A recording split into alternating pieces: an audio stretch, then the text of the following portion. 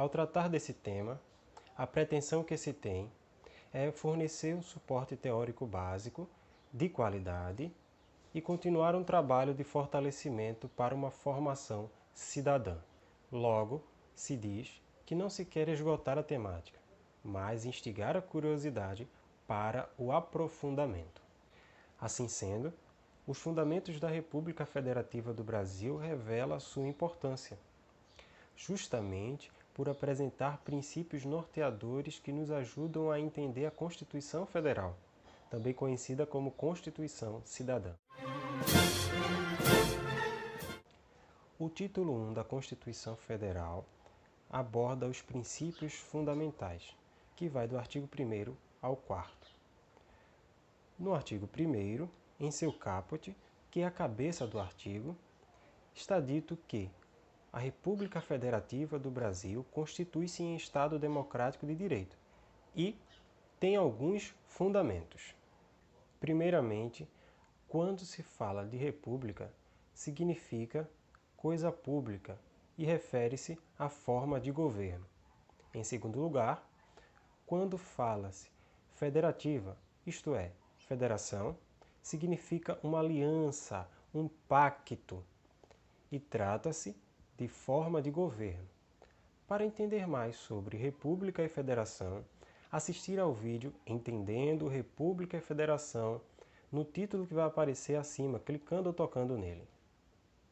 Em terceiro, lê-se Estado Democrático de Direito, que nada mais é do que o plano de governo que segue a democracia e respeita as leis. Para saber mais, ver ao vídeo A Democracia Brasileira, parte 2, clicando ou tocando no título que aparecer acima. Por fim, sobre os fundamentos, que na verdade são princípios fundamentais, segue-se seus incisos e parágrafo único, onde os mesmos são citados, quais sejam a soberania, a cidadania, a dignidade da pessoa humana, os valores sociais do trabalho e da livre iniciativa, o pluralismo político e o povo como a fonte de todo o poder ou soberania popular. A seguir, cada um desses será tratado de forma específica. É a capacidade de produzir as próprias normas, seu ordenamento jurídico, fazendo-as valer, seja pela conscientização ou, eventualmente, pela repressão. É o poder que o Estado brasileiro tem como um todo, ou seja, pelos seus entes federativos, União, Estado, Distrito Federal e municípios, na relação interna, para com o seu povo, no seu território e dentro dos limites do poder que este mesmo povo lhe deu. E é de exercer sua independência e autodeterminação no âmbito internacional, na relação com outros Estados soberanos. Ao consagrar tal fundamento, se quer dizer que nenhum poder é maior do que o do Estado brasileiro, seja dentro ou fora do país. No primeiro caso, dota-se de supremacia, não podendo ser limitado por qualquer outro poder do Estado. Exemplo, o Estado de Pernambuco não pode se declarar independente do Brasil, ou um cidadão, ou pessoa jurídica, deixar de cumprir norma a todos imposta, como a de não cometer discriminação.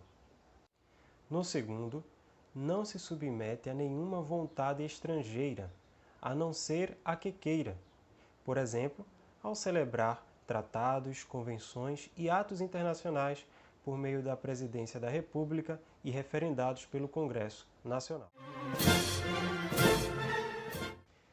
É o atributo que tem aquele ou aquela que goza dos seus plenos direitos políticos de participar da vida pública de um modo geral. E está diretamente relacionado com outro princípio, o da soberania popular.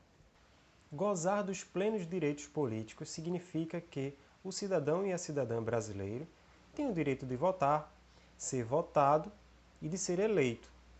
Também o direito e o dever de influenciar e se deixar ser influenciado pelas decisões políticas.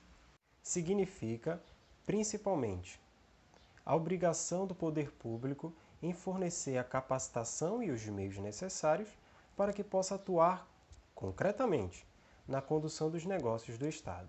Pois, segundo o princípio da soberania popular, previsto no famoso parágrafo único do artigo 1º, está explícito que todo o poder emana do povo, que o exercerá por meio de representantes eleitos ou diretamente nos termos da Constituição. Por exemplo, além de votar e ser votado, neste último caso podendo ocupar um cargo público, pode fiscalizar os atos estatais, impugnando-os por meio de ação popular, manifestações sociais, etc. É o direito mais fundamental que é protegido pelo ordenamento jurídico brasileiro. É considerado o grande princípio que perpassa os âmbitos público e privado. É fonte primordial do direito. Consagrado como núcleo dos valores da Constituição, revela um Estado que tem como finalidade o bem-estar do seu cidadão ou cidadã e do indivíduo que esteja em seu território, pois protege também o estrangeiro que esteja no país. E mais, é para ser observado tanto da perspectiva do Estado para com os indivíduos, como dos indivíduos entre si. Por exemplo, no primeiro caso, são penas inaplicáveis no direito brasileiro a de morte, a de caráter perpétuo e a de trabalhos forçados, apenas para citar alguns exemplos. E no segundo, a de que ao celebrar contratos, os indivíduos devem guardar a integridade moral e a boa-fé na formação e na execução dos mesmos, conforme o artigo 422 do Código Civil. Tudo isso tira-se de um princípio interpretativo do direito, com base no fundamento constitucional da dignidade da pessoa humana.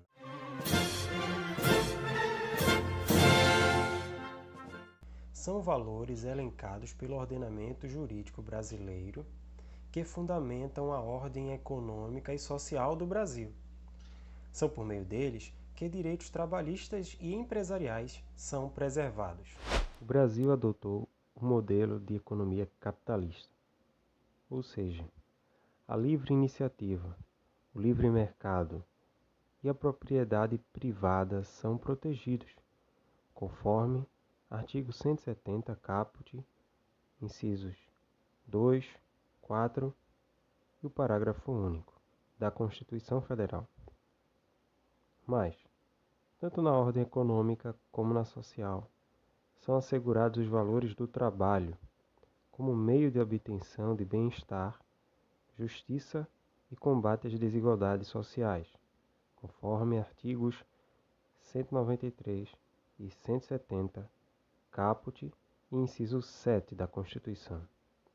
Que significa que tal princípio fundamental tem a finalidade de assegurar a todos uma existência digna, conforme os ditames da justiça social. Por exemplo, ninguém é proibido de realizar qualquer atividade econômica e lucrar com ela, desde que seja lícita.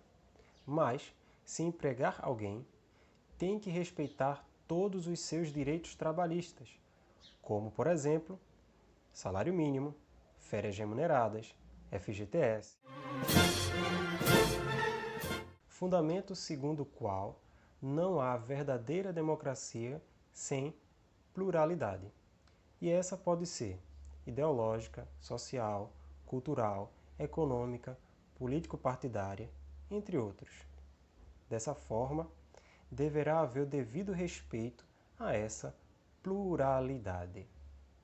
Vindo de um período de ditadura militar, o Constituinte, ao elaborar os fundamentos da República Federativa do Brasil, quis deixar bem claro que não se admitirá, com a nova ordem constitucional, imposições e repressões revestidas de autoritarismo. Nesse tom, nossa sociedade fica obrigada a reconhecer e a garantir os diferentes tipos de pensamentos e grupos de representantes de interesses que existam nos processos de formação da vontade geral. Por exemplo, no caso dos partidos políticos, desde que sigam os parâmetros estabelecidos no artigo 17 da Constituição, sejam ditos de esquerda, direita ou centro, jamais poderão ser impedidos de lutarem por suas causas. Fundamento dos fundamentos é a essencialidade da vida democrática. Não existe democracia sem o povo, que a cria e a legitima. É a soberania popular. Prevista no parágrafo único do artigo 1º, reza que todo o poder emana do povo, que o exercerá por meio de representantes eleitos ou diretamente. Periodicamente, se elegem políticos para os cargos no Legislativo e Executivo, a cada 2 anos, para ser mais específico. Mas isso não significa que só nesses momentos que o povo pode participar da vida pública. Pelo contrário, numa democracia participativa como a brasileira, cada cidadão e cidadã pode e deve interferir.